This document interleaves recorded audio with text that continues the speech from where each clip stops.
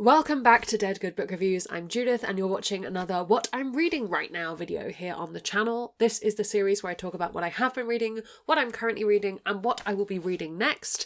I'm currently in the middle of terrible hay fever, so you'll have to excuse this. As you'll remember if you watched last week's video, I was away for the weekend doing some fairly quite intense event running stuff, and last week was very busy all told. I'm feeling utterly exhausted, which is why I'm not surprised that I haven't read very much. I finished one thing since the last time we spoke. One teeny weeny little novella-shaped thing, and I've progressed another thing, but not very much has been happening on the reading front. Let's kick off with what I finished. I finished Slow Bullets by Alistair Reynolds. This is a sci-fi novella about a bunch of people who, how to describe it, are on a spaceship that something went wrong in like a jump at some point, and they come out of hyperspace and everything's a bit wrong and time's a bit wibbly wobbly. It reminded me a little bit of Children of Time in that respect. However, obviously there's not giant sentient space spiders in that. So yes, different in a lot of ways. I think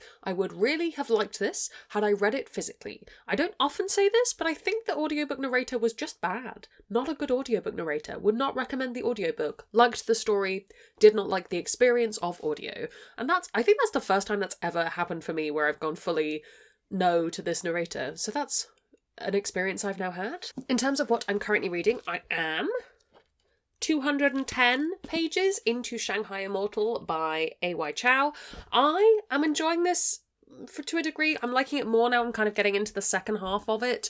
I think the tone is something very specific. It's very irreverent and intentionally so, but it's not necessarily gelling with me. It'll either be a book that I go, yep, that was fine, and move on with my life, or it'll be a book where I want to reread it knowing how it ends. At the moment, I'm kind of fairly set on like this is about a 3-star for me. That's where I'm feeling it at the present moment in time. And then yesterday I started the audiobook of Hollow Places by, I nearly said TJ Clune, by T. Kingfisher. This is a spooky-ish book, I believe. I'm kind of at the very start of the spooky part. I'm 10% of the way in, and so far we've had a young woman who is getting divorced, moving home, and instead of moving in with her mother, she is offered a chance to move in with her uncle, who runs the Wonder Museum, or the Museum of Wonders, which is like a taxidermy museum, and yeah, I think some spooky stuff is going to go down. It's a taxidermy museum. I would hope some spooky stuff is going to go down. I love T. Kingfisher's writing, so I kind of already know I'm going to love this, so I'm just sticking with it. I have been reading what I'm reading next. I have a bunch of hangovers from last week because I didn't get all of my reading done. So I still want to read Mammoth by Jill Bagachinsky. I still want to finish The Latchkey by Olivia Atwater. Two other things I want to read. I want to read Flower Heart by Catherine Bakewell, which is a fantasy, romance, YA kind of book that I think is just going to be fairly chill, but I'm rereading it for Overbooked. And also Kingdom of Souls by Rena Barron, which I am reading in order to finally finish that series. I'm not expecting there to be any huge wins this week in terms of like, I found a book that I absolutely love. I'm fairly sure I'm gonna love The Hollow Places, but like I'm not anticipating this to be a blow my mind reading week. It's sort of a bit more of a, we gotta get through these because we're progressing things and finishing series and so such. I haven't added any new books to my TBR this week, despite requesting a whole bunch of stuff. I'm hoping I will have more to talk about on that next week. I also don't think I have any new releases that I want to talk about, partly because I haven't gone through my big list and checked all the pub dates. So, to prevent this from being a 2-minute long video, which I think would probably not be a good use of anybody's time, where I just tell you about one book that I'm reading and move on, I thought it would be fun to touch base on my owned TBR, because this is it. This is my owned TBR right now. This is, in fact, because I don't have any review copies, this is my full TBR. This is all the books I own that I have not yet read. And I can hold them in my hands. I could even probably hold them in one hand. Oh, we can do it. Sorry, that's just exciting to me. It's been a long time since I've been able to do that. So I thought I'd take you through everything that's on this list just to give you a touch base, just to touch base and to give you an idea of what might be coming up as I try and read these last few books, because I am notorious for saying, oh yes, I'm going to finally finish my TBR, and then getting really into reading library books, getting a bunch of review copies. Let's try and hype myself up to finish these last few. I have a graphic novel. I have Junji Ito's Remina, don't actually know. This was a Christmas present from my siblings, so this has been sat around for a little while. It won't take me long to read. This is probably the best month to read it. An unknown planet emerges from inside a wormhole and creepy stuff happens. A masterwork of horror unfolding on a universal scale. I'm not a horror human. I don't love actually scary books. I don't mind a spooky story. I don't mind a haunted house, but I think this might be pushing it for me, but we're going to try it and see how it goes. The Girl Who Fell Beneath the Sea by Axio I bought in the Waterstones half-price sale in the new year. So again, some of these have been sat around for quite some time. I've wanted to read this since both Justine and Asha both said they really, really loved it.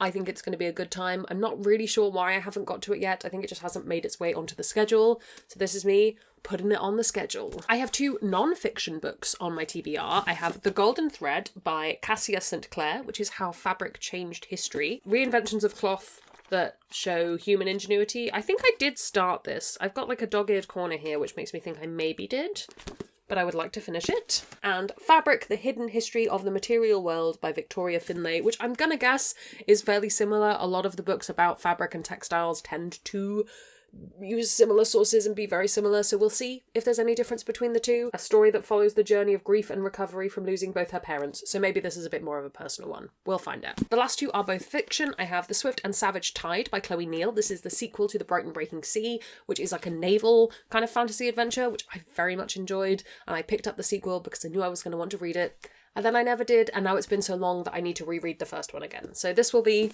an overbooked project. And lastly, I have The Light Brigade by Cameron Hurley, which is a science fiction thriller about a futuristic war. I think this was just on my Amazon wishlist for a very long time, and eventually somebody bought it for me. And yeah, I've not read a sci-fi in a while, so this should be a good time. I've not read a good sci-fi in a while. I should caveat. And that is everything that is on my owned TBR at the moment, which is basically my full everything that I've got to read. The other things I've got that I think I could probably make an argument for being kind of TBR is I got a bunch of the Mortal Engines books for Christmas last year, but I had already read them, but I would like to reread the series. So do I count them? Because they're all still sat in my like TBR stack next to me. I'm trying to decide. I think I probably don't count them on the spreadsheet, but I do put them in the schedule. I think that's probably how it will work. And obviously, now that we're coming towards the end of the year, all the stuff that's publishing early next year will start to go up, and we'll get review copies for things, and there's lots of reading to be done. But honestly, I'm quite happy to be ending the year, in theory, unless I randomly discover a pile of books I'd forgotten I had.